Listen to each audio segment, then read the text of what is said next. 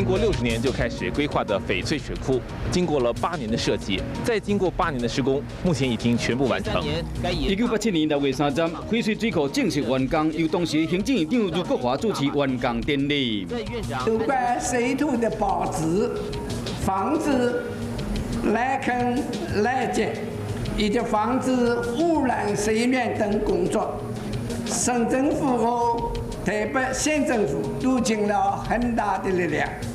翡翠水库会使满足当时大台北地区440几万人的这个用水需要，并且估计会使持续供水到民国81年。